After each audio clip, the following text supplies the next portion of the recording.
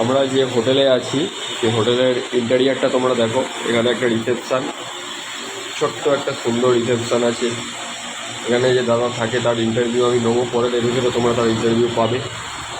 এই হচ্ছে আমাদের রাস্তা হোটেলের। এখান থেকে ওনারা সাইট সিনও ঘুরতে নিয়ে যান।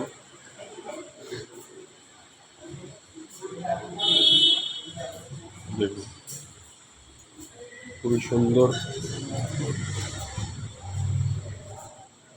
ঠিক আছে, খুবই সুন্দর।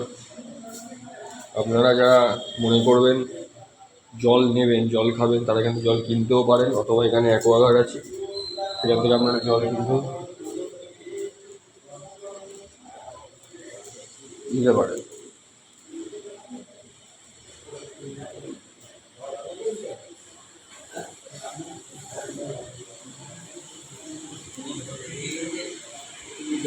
খুব সুন্দর দেখুন।